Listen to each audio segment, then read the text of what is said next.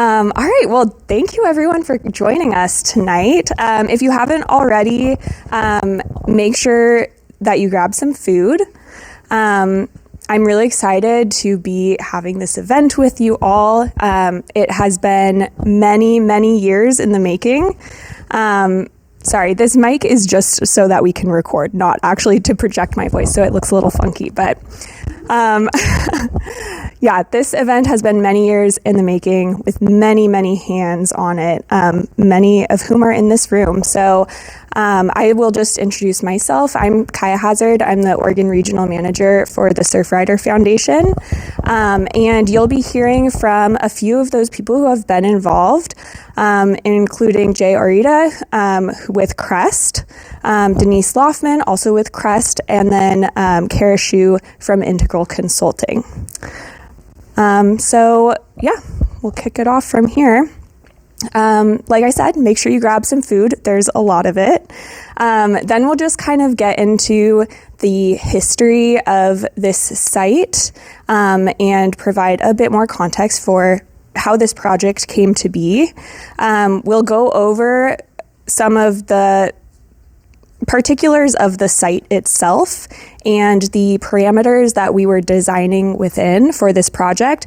And then we will dig into the designs themselves and why they work for this site.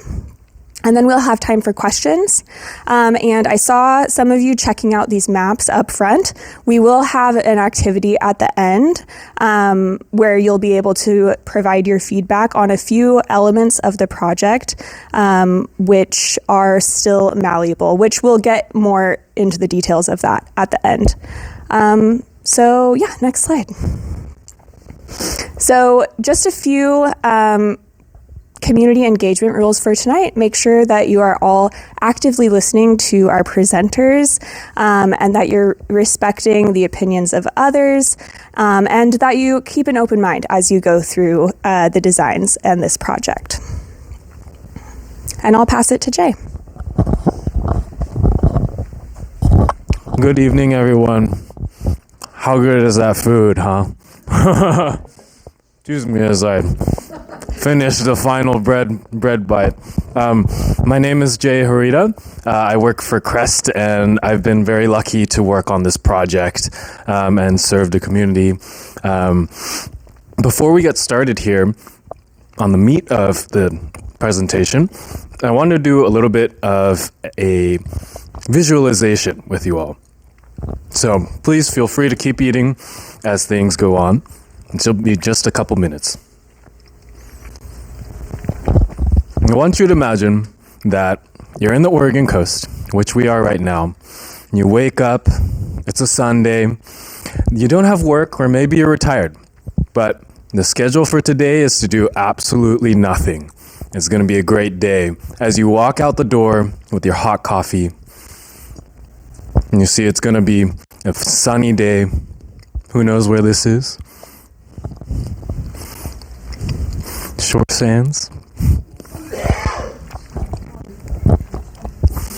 And we're going to take a little bit of a tour of some of your most favorite places today. You walk outside and you realize, next slide please, what a beautiful place that you get to live in, and that the coastline here represents some of the most fantastic natural coastlines that anyone gets to live in or near. Next slide please. As you walk along the beach, there's sand underneath your toes, in between your toes, and you realize it's low tide, which means that the treasures of the sea are revealed for just a couple short hours. Things like sea stars, barnacles, mussels, all the secrets of the ocean are right there. And you just get to walk out your door and see them. Next slide, please. As the day wears on, you see that it's going to be one of those nights when the afternoon blends into the evening and the light just paints everything oranges, blues, violets, and reds. And as you go sleep that night, you think to yourself, wow, I live in a pretty decent place. I live in a pretty okay, beautiful place.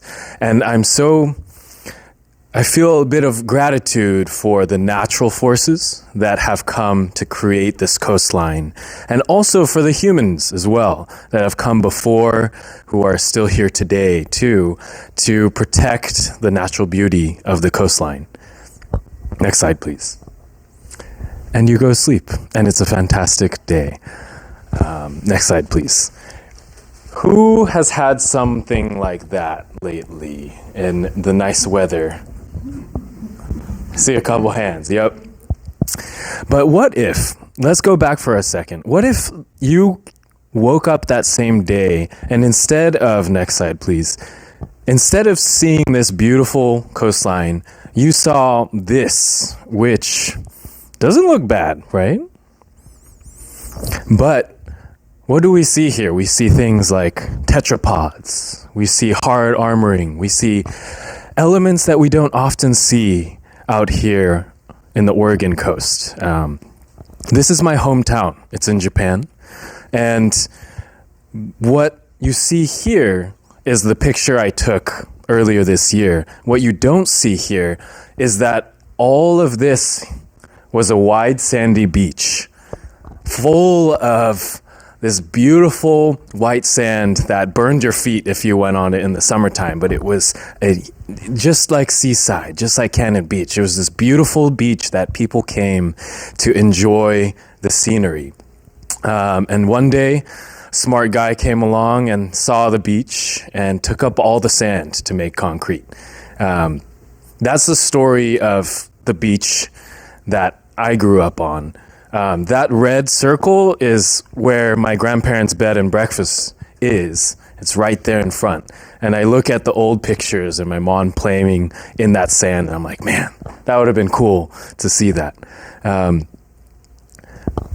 At that time, in my hometown, there weren't people that were fighting to protect the natural coastline. So we had our sand taken away. We had our beach taken away. But it's not the same story here in Oregon. For better and for worse, sometimes we give and take, but there are people here who care about the natural beauty, and hopefully you do as well. That's where this project comes in. This is the context in which we approach this project, we think about the project, and how we carry forward with the project too. It's based on the values of the community, which is why we've invited you here to also hear your voice as well. Thank you for bearing with me a little bit as we take a tour of some of my favorite places in the coast as a surfer. But we're going to get into the nitty gritties here, and I'm going to introduce my boss, Denise. She heads CREST, our fearless leader, and she's going to tell you a little bit about how this project came to be. Thank you. Well, good evening, everybody. Kaya, it's interesting to know this is not attached to any speakers for you guys. So thank you. I'll just give you just a little bit of an overview of CREST just for a second. So CREST is the Columbia River Estuary Study Task Force. Our office is based in Astoria. We're a council of governments. So we work with local jurisdictions on both the Oregon and the Washington sides of the river. We were formed 50 years ago this year. To develop some land use planning, regional land use planning documents, particularly the Columbia River Estuary Regional Management Plan. And now we do really large-scale habitat restoration on the Columbia River. But we have members, two members, Wahkiakum County and Ilwaco on the Washington side of the river. And then on the Oregon, it's Clatsop County and all of the cities, including Cannon Beach. And so we're going to start way back in 1977, which is when Goal 18 for the state of Oregon protects natural shorelines by limiting beachfront protective measures, which will play a role. Just keep that in the back of your mind. It'll play a role as we move forward. And I'm just going to roll all the way through those. Okay. And then, so we're going to fast forward to around 2015, which I know wasn't the first time But just for the sake of the presentation, there were erosion concerns identified at Breakers Point and at North Larch. And there were some actions taken to try to address that. And one of the things I will say, there were burritos that were installed, but the burritos weren't they didn't have an engineer work on those burritos, and so we've been able to figure out what actually happened with that project and why it didn't last as long. And one of the things to keep in mind about burritos, or what we're proposing, is that having spent some time speaking to engineers and hydrologists who work in ocean environments, anything that we can put in this location that will create safety and reduce erosion for however long that the structure remains in place is a win.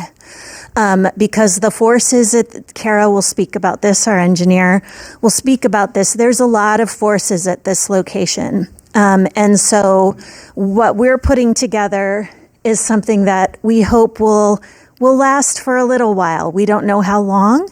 And so I just want to say that nature-based solutions need to be thought of as successful if they're giving us any kind of time in terms of protection.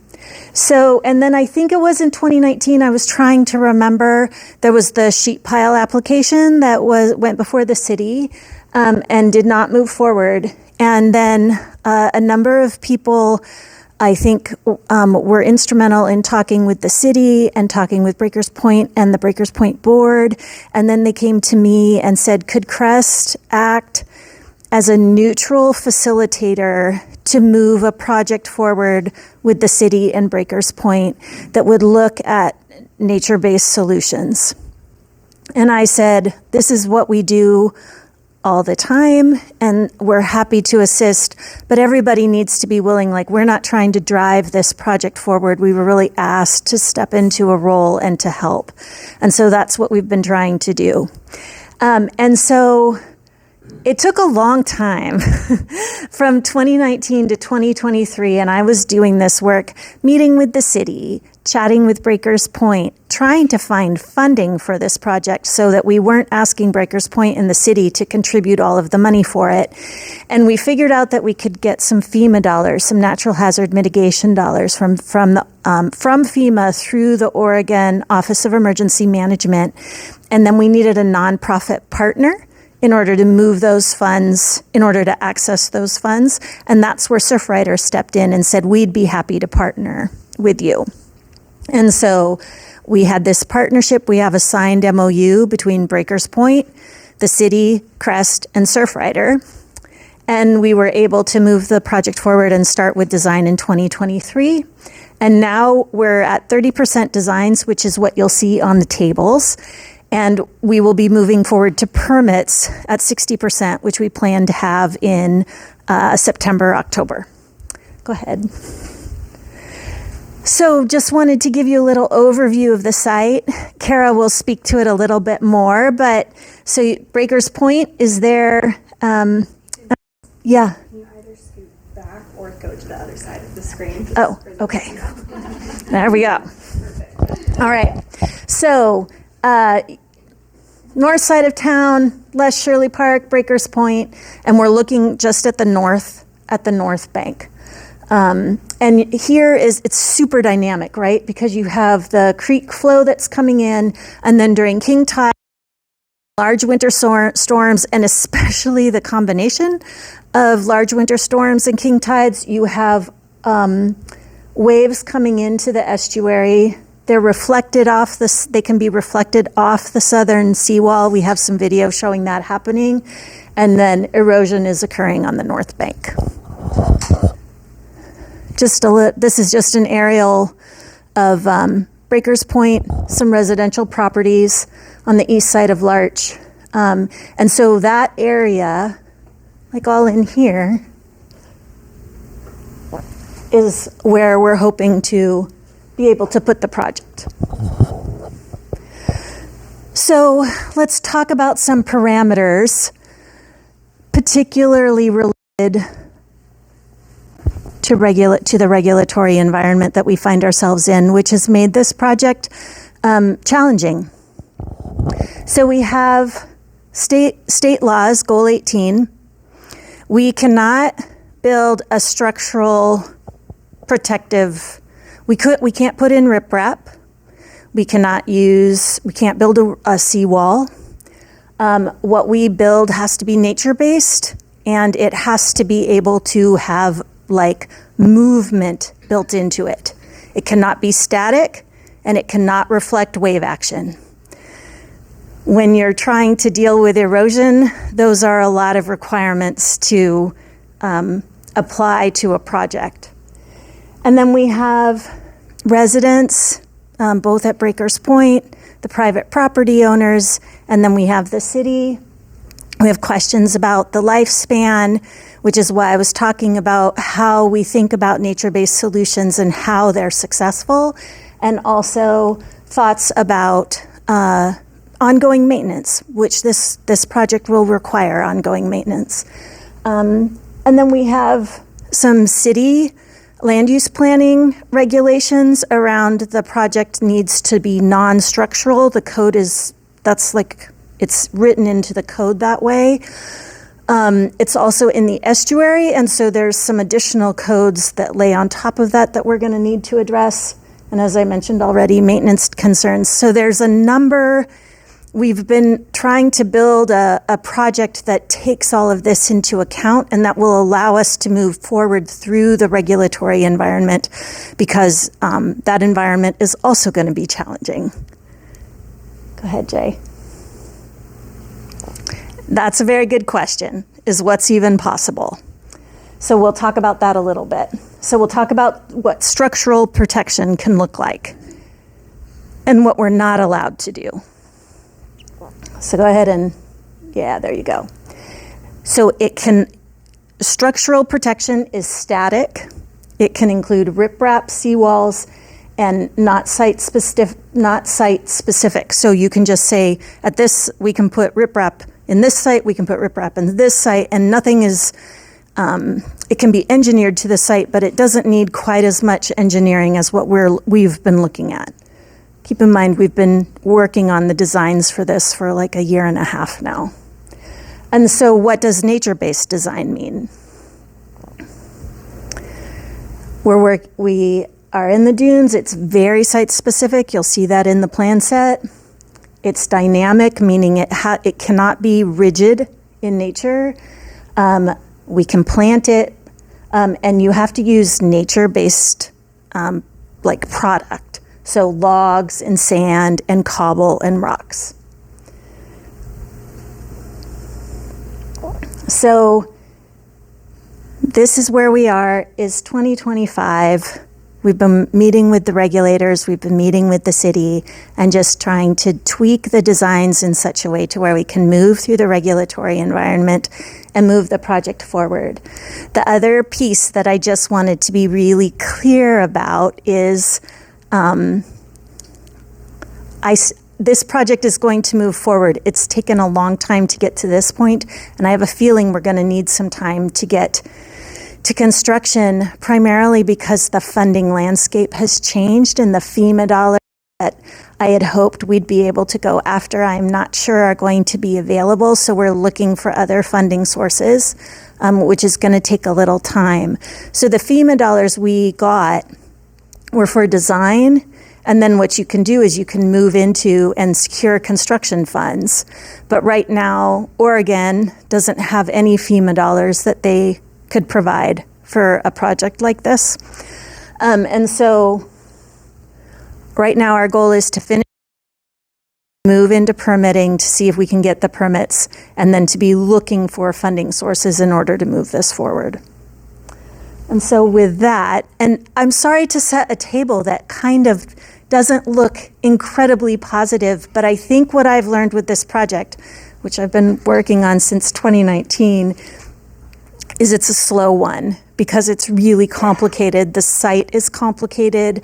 The regulatory environment around it is very complicated.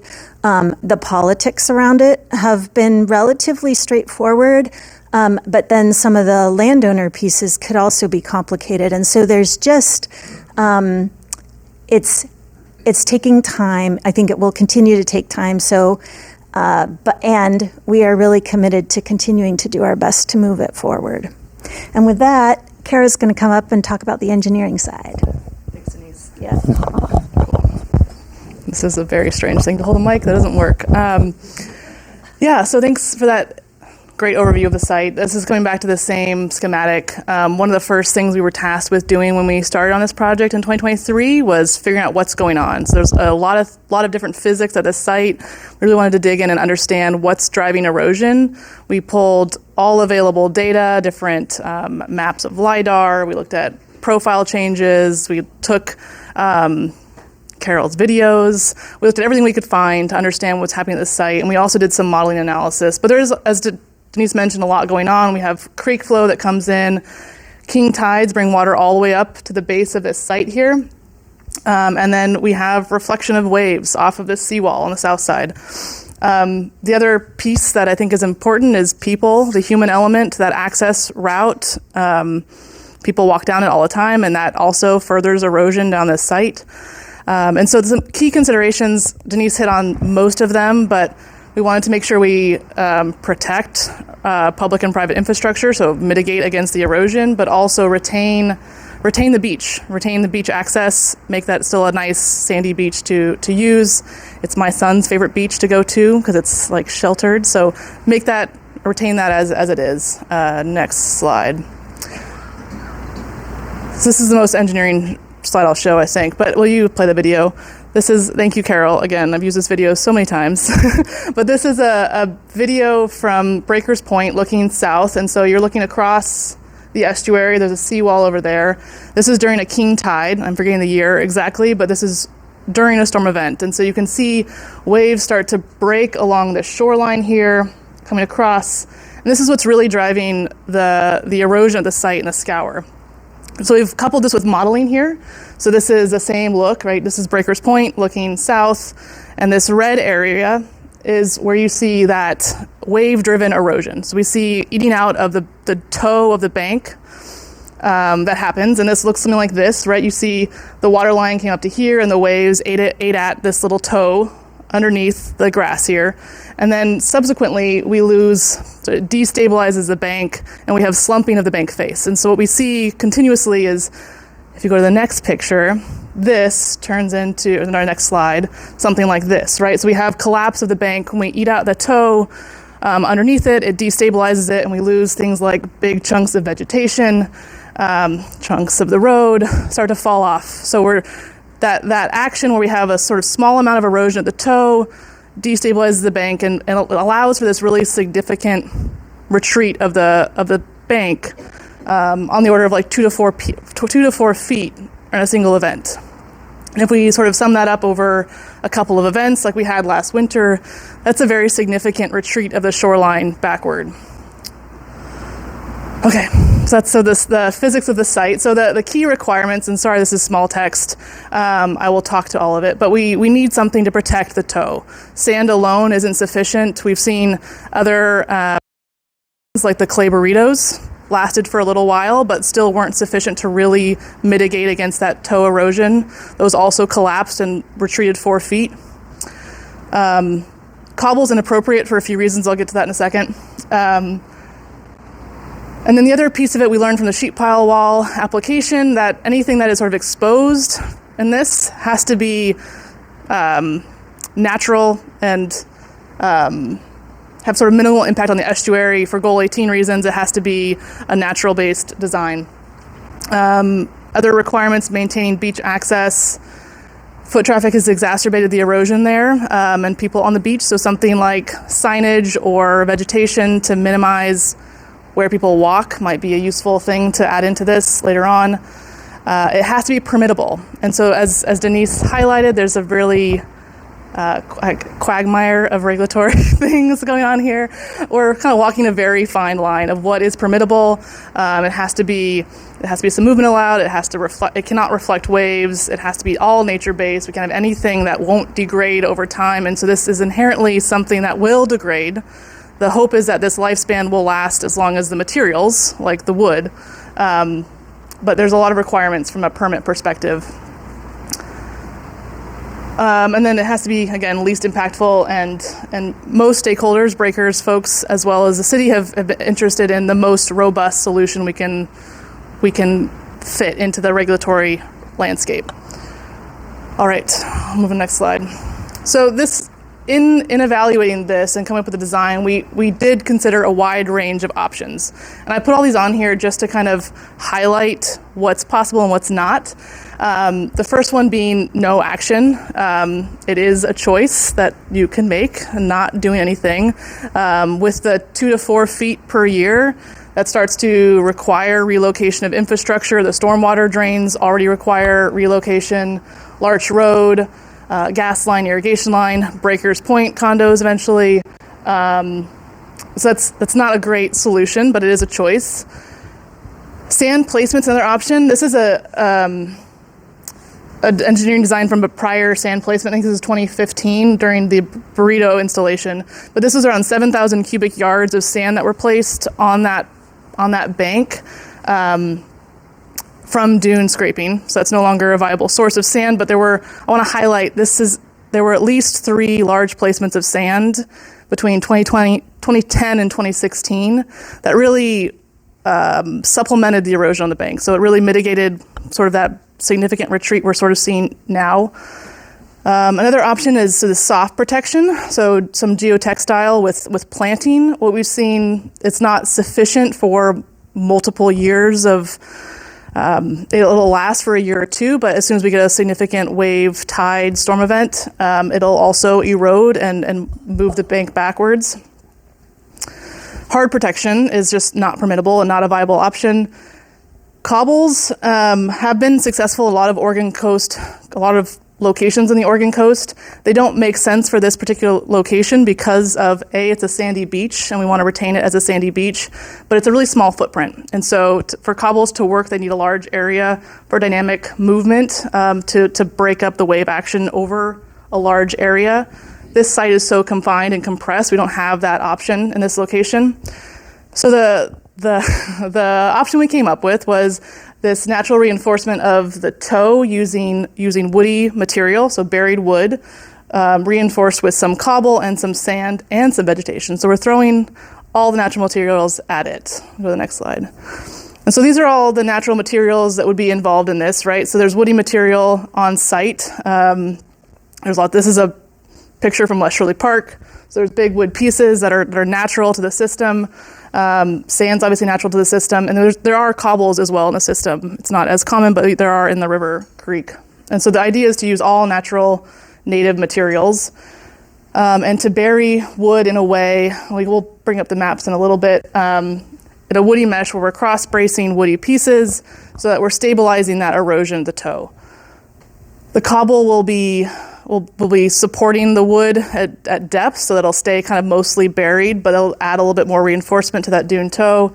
And then the idea is to place sand over the whole structure, non-structure system to both soften and hide it, but also we can vegetate the upper banks of that as well. I think that's hit all the pieces there. Thanks. So this is, we'll have a moment to look at the maps, I think, later too, but I want to highlight the key pieces of this. So this is Larch here. There's a Breakers. I think that's Carol's, right? I think that's Carol's place. The idea here is these woody pieces, we have vertical ones that go into the bank here, and I'll show a cross section. Sorry, I'm in the way. We have circles here that are actually vertical. Those go down into the sediment bed, and then we have both like header and footer logs that all kind of mesh together to form what we're calling a woody mesh. Deep down and below we'll have cobble, and then this whole area that you see in the tan is sand with some more fill. I think it makes more sense if we show the cross sections. So these are the ones that go into the bank. We have vertical logs, and then there's ones that are cross-braced in there. There's cobble down below, and then sand over top. So there's a lot going on there. This is another like isometric view where you can we're looking from an angle. This is a vertical log with logs going into the bank and some cross bracing. cobble at depth, and then vegetation and sand. Sorry, I'm blocking the screen for half of you. The only other point I want to make too is the access route. Sorry, I'm going to flip back and forth. Can you go back a slide? So the idea is to retain the access route roughly where it is. We'll have a break in the wood where we can people can still make their way to the beach. It'll be more constrained, more confined, ideally through vegetation with some signage to protect the rest of the structure. That access is currently most maintained by the city with placements of sand periodically. Go to the next slide, sorry. So what the plan is to have some cobble down deep so that we sort of have a base that's more stable, and then add sand on top of it so it'll look the same. The access route will still be sandy, but it'll give you, that'll still erode. People will still walk down the beach. And you'll have sort of hopefully fewer placements by the city of sand to retain that access route. That's a lot of information, sorry, I didn't realize I'm going deeper. Next slide. So this is all other places where woody systems have worked before. I want to point out a few. This is Cape Lookout in Oregon. It was built in 2000 and it still exists today. So it's a buried system. And there's also other woodpile systems in other locations, kind of around the world, but mostly Washington here. The idea of these woody systems is they are natural elements, and so they behave like a creek system where you see wood washed up. It allows for trapping of material, allows for habitat, and so in this sort of nature-based idea, we're mimicking something that would happen on the shoreline already, so we will have these erosional events that will pull away sand, but those woody spaces should also accumulate material as those more significant events relax. I think that's all I have. That was a lot. Yeah, go for it. So I just want to say one thing, because what I wanted to make sure I did was that I laid out kind of where we're looking to go in the future. But given that you've seen the designs, I also just want to take a step back and say that the fact that we're here tonight showing you 30% designs for this project is actually something to really celebrate. Because it's taken years to get here, and the line that we're trying to walk is really narrow.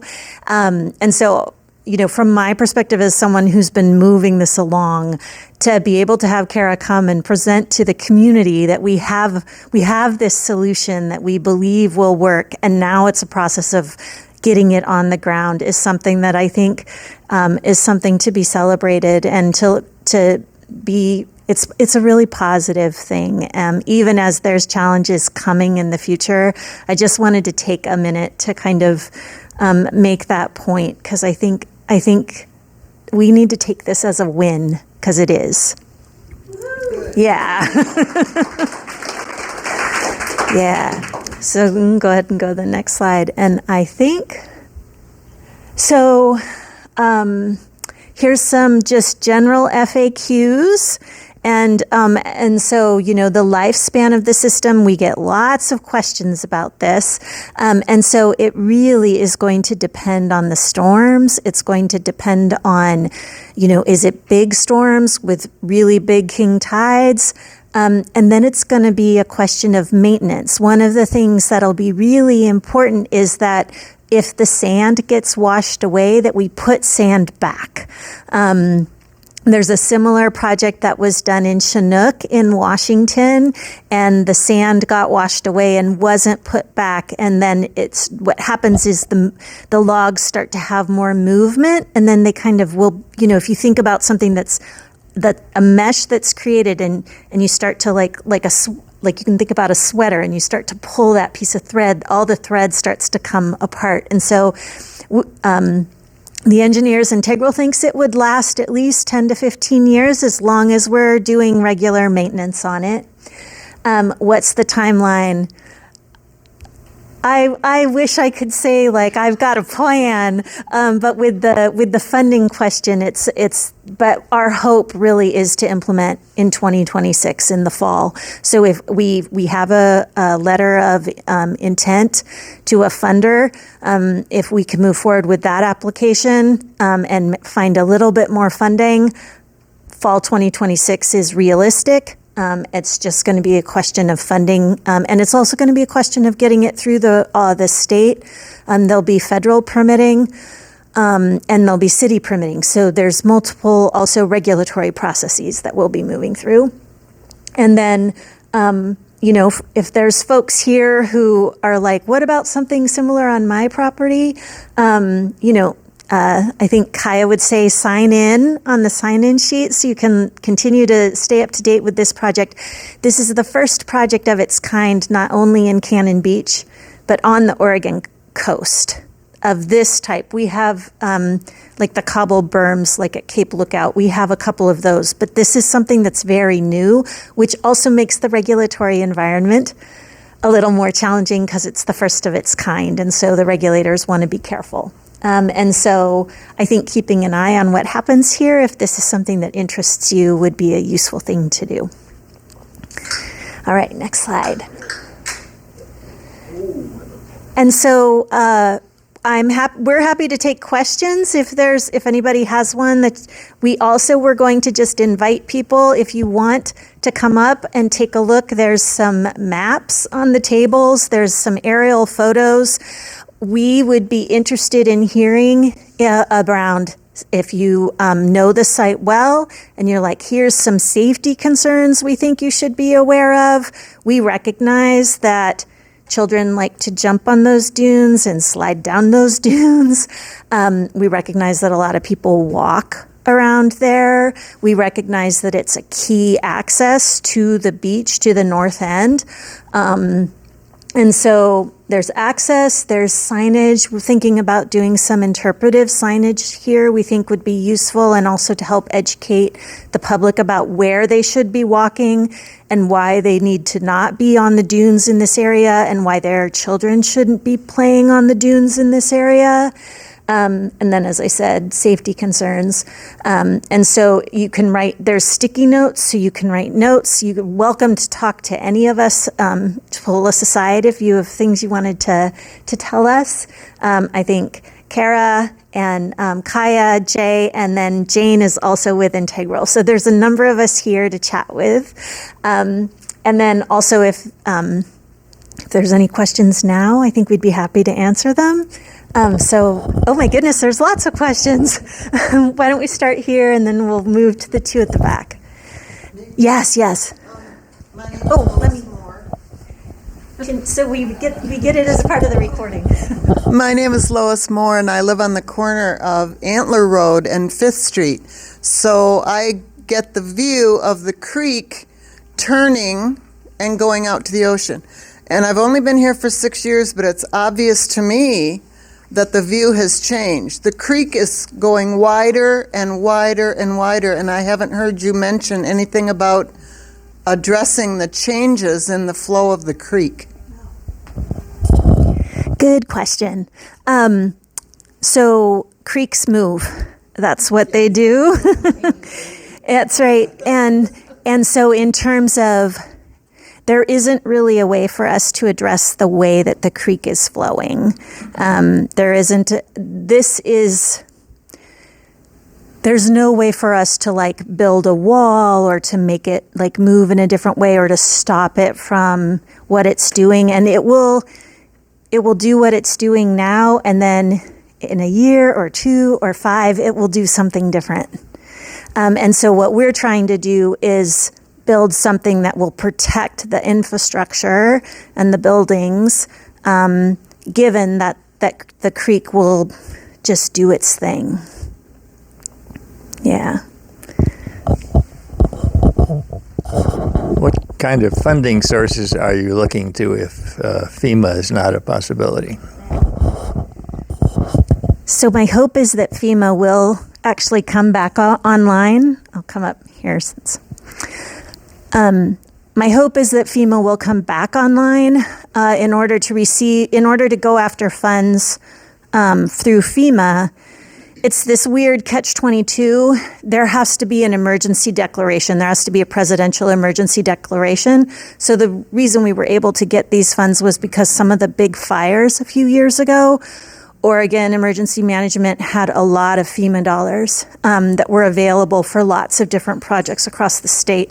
And right now, there are no emergency declarations. So those funds are not available. We've, as I mentioned earlier, put in a letter of intent to the National Fish and Wildlife Fund. And that's the first part of a process where then we would be invited to submit an application. Jay spoke with their staff, and they're very interested in this project, recognizing that it's the first of its kind in Oregon. And so we'll just keep our eyes. We write grants and look for funding all the time in our work. And so that's one of the options. And then we'll see what else becomes available. And then I think there was one more person. Yes. So is it possible you can go back to the drawing with the pilings and the cobble and the sand? This one? One more over, right there. Okay, so food for thought. How about geotextile tubing woven in between and overlapping each other as one comes behind, the top comes in front, and adding that to stop erosion? Hold on to that just for a second. Okay. Do you mean like underneath the sand? Yes. Okay. Yes. Just curious. Kara, do you want to take that? We've thought about other ways. Wait.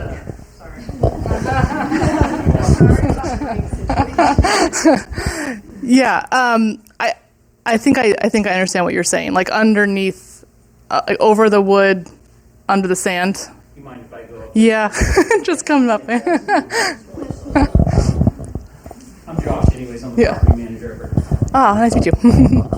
Okay, so here you have the pilings driven down, cross members, and as these ones, I believe, so these are the ones that are going to be into The bank. sand. So the textile tubing. What if pilings coming up, and you go ahead and you, like, for instance, if you're going to lay it down, you go one behind, one in front, and then the next one you come in front, behind, and then but you still have the cobble, you still have the pilings driven in, and then you have the textile tubing coming around, and then you go ahead and bury that Stand on on that. top, and that will, and you could do the step up, so it's almost like steps, so that way the waves hit and they deflect a little bit better. That's the key word. But I've done research to where it won't bounce to where it's going to hit that wall. Yep. It will hit here, and as this is round here, if it comes in and starts hitting like it does, it'll come here and start tearing everything up. But as those steps are, it'll start I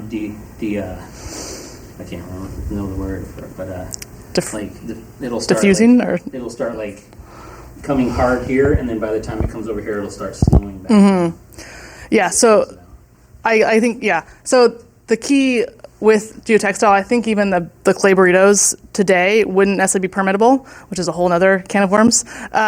So any textile we put in there has to degrade, and so the lifespan of it is a key piece. So it might be there for a couple of years, but we can't, anything like that would stick around for a really long time isn't a viable choice in this. So the wood should last 10, 20 years.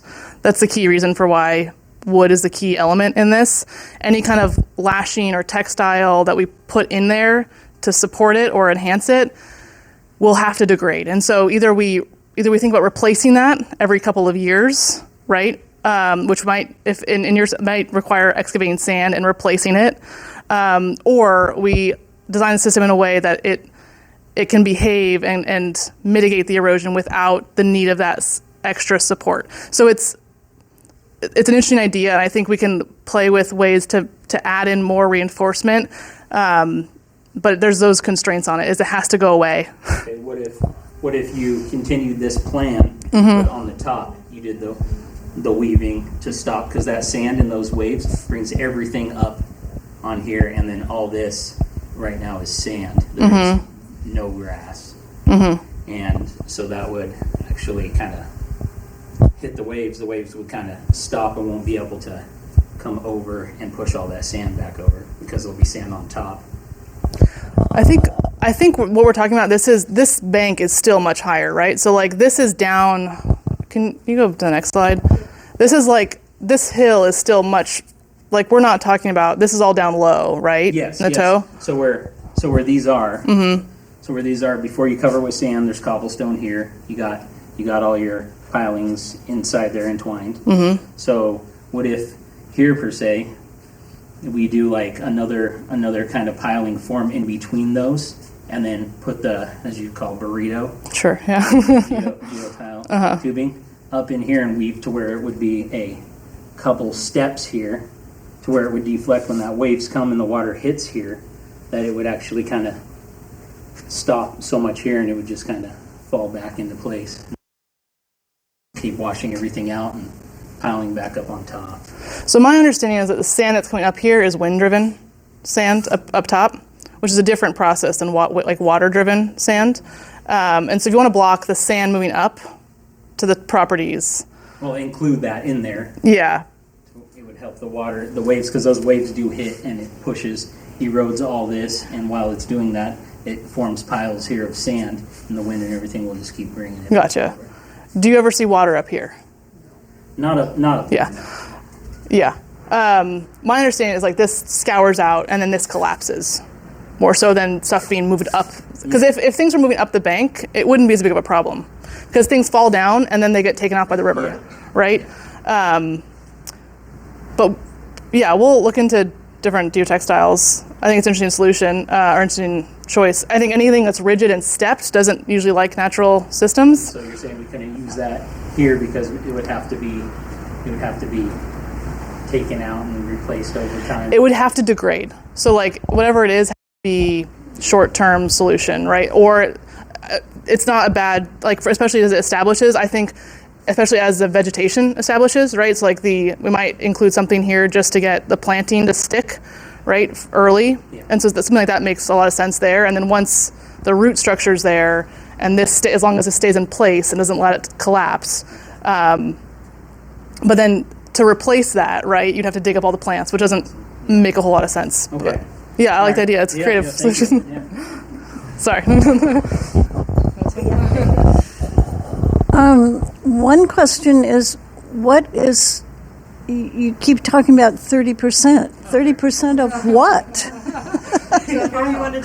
I mean, this is like engineering speak, right? So we started with a concept, right? So this was like a pretty picture, which is kind of like what you see there. 30% is, there's lots of different ways of thinking about it. It's to get us in front of a few places, to get the regulators to look at it.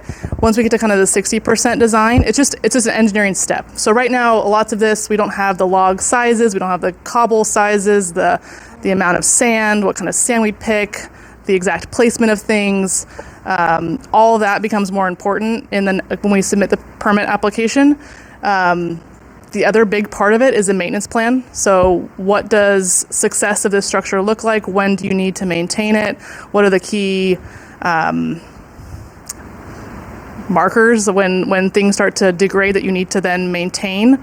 So all those pieces are the next level of design, which we're calling either the permit ready design or 60%. Then we get feedback from the regulators, and then we get to like the 90, 100%, which means we can build it. So we can go out and get bids for construction. But it's fancy engineer speak. We've meshed words too. Yeah, go for it. Okay.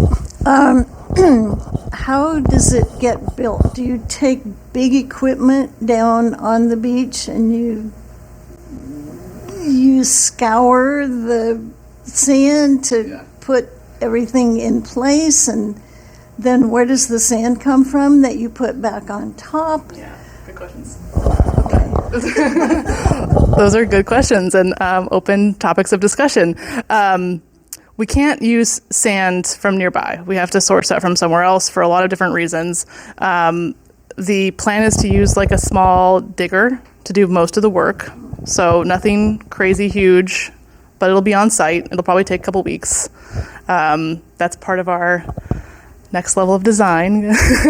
I think the plan is to dig out a decent amount and place the wood in as well as we can and use that sand we've dug to backfill and then adding in, purchasing additional sand from elsewhere to bring in to top over the whole thing.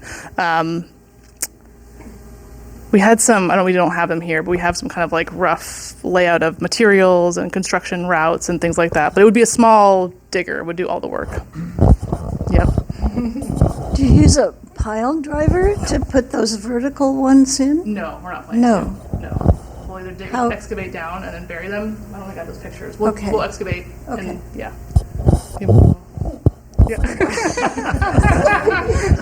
Sorry. Is there any way you could put a set of stairs down from large?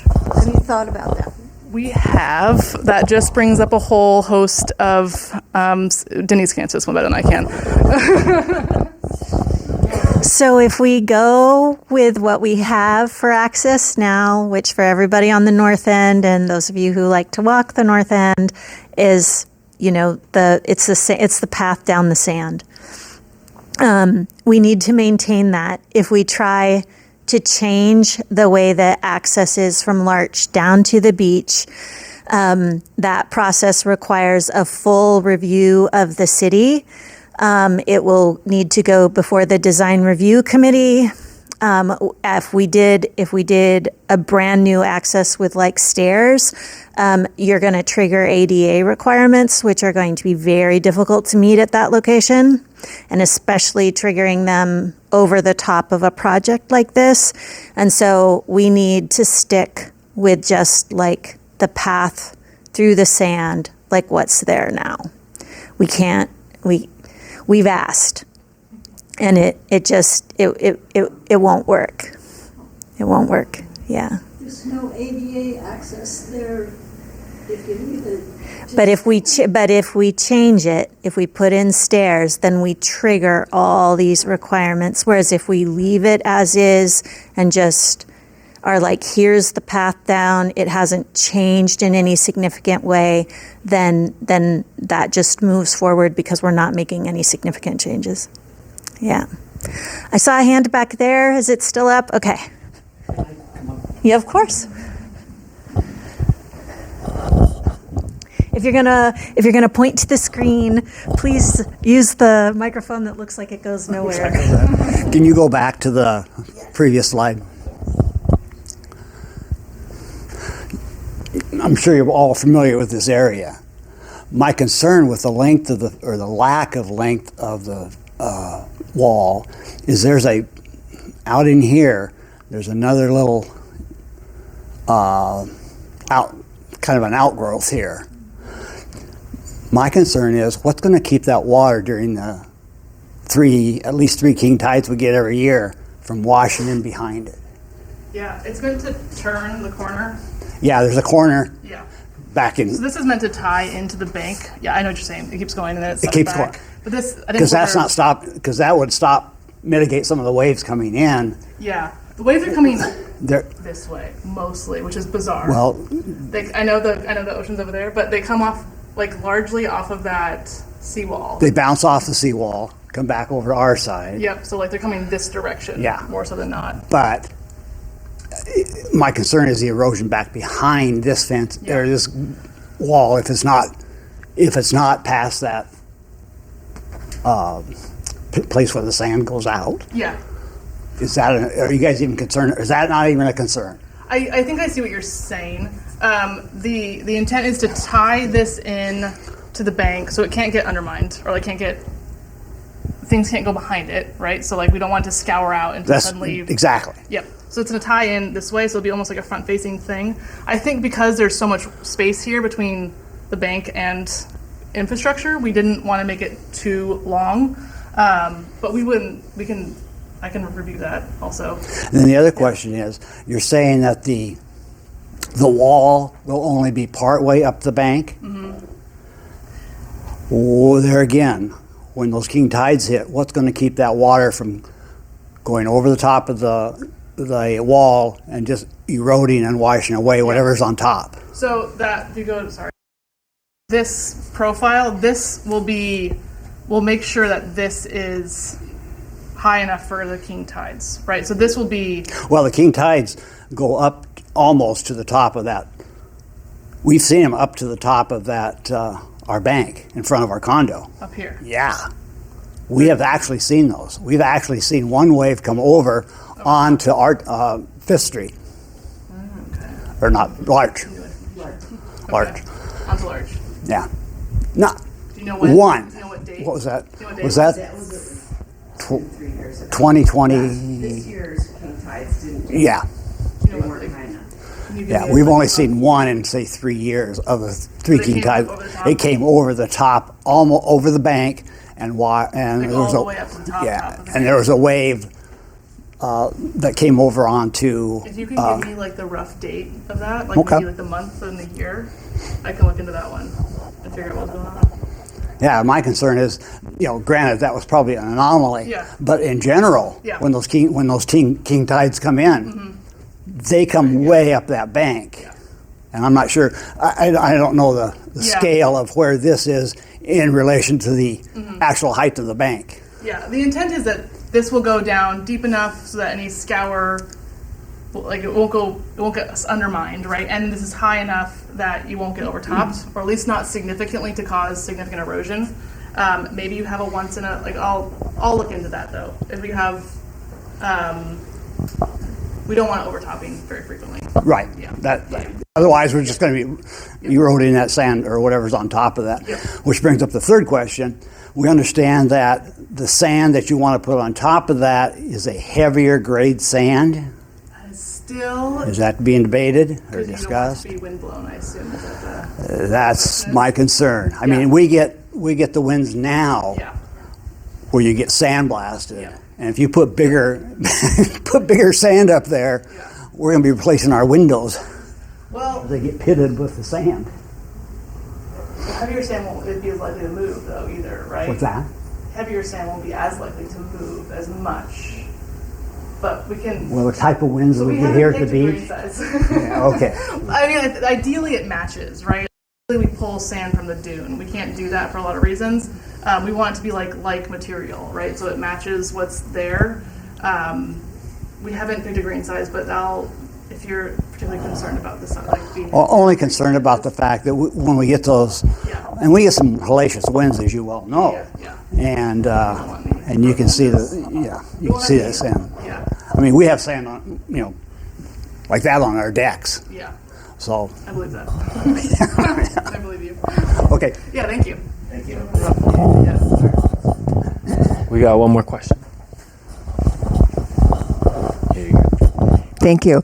I'm Carol. I'm Carol Caljo. I'm on the corner of Breakers Point, right there, right next to Larch. So not being an engineer, let's visualize as this project is complete. How does that change the dynamics of when the waves come in and hit this material? Because we know what happens now. It hits sand, and I don't know if any of you have been there recently, but things have changed dramatically in the last several months. It's quite different now. The where the creek is, there's a huge bank now that comes up right at the creek edge. In fact, it's very difficult to even walk along there because there's like a whole new bank just would be to the west of where we are. So I'm just curious how the dynamics change with this material versus what has happened in the past.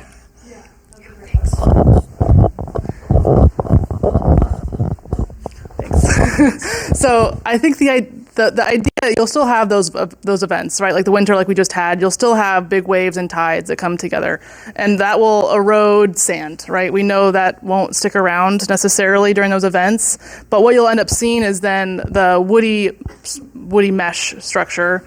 I can't not call it structure. The woody mesh system. And so that'll look like, the intent there is it'll look like the wood that deposits along the creek bed, right? Like you see those kind of big wood deposits. It'll obviously be more organized than that. The intent is that this sand up top and the vegetation remain in place, so that core will still stabilize it, and you won't have the slumping and falling off of vegetation. And then, so that's one of those things that you might trigger maintenance, right? So we see a bunch of wood exposed. Maybe it's now time to bring in some more sand in the summer. Once there's no like emergency, like we have to bring in sand immediately, because the wood will still work as it sits there, right? But maybe in the spring, you then bring in some sand to aesthetically make it look a little bit nicer and softer. So that would be part of the maintenance that would go on potentially. Hesitant to say this, but woody systems like that will also accumulate sand. So if you have sand moving down the creek, it will also accumulate there. So there's a potential for this to be working with nature in a way. I'm hesitant to say it because it depends on the creek flow and what's going on, how much sand's coming down. But there will be when you have events like the past winter, you'll probably have some maintenance the following spring, right? To replace some sand, maybe some cobble, maybe you lash a couple of logs together with a new lashing, and that'll be part of like the maintenance plan. That answer your question? Kind of. I guess I'm thinking more in terms of the waves, like where do the waves go? Like now, Yeah. they come in, they hit the walls across the creek, kind of forms an eddy, they splash up. So I'm just wondering if they're hitting something solid now, if the waves are going to go somewhere else and create some other problem. There should be like a lot of wood that kind of dissipates the waves. So they shouldn't be reflecting in any like a seawall is a hard, firm surface that directs waves in one direction. The wood system, tree roots, right, will deflect the waves and should absorb a lot of energy, but also disperse them in a way that doesn't reflect them across to someone else, to the neighbor. Does that make sense? Yeah.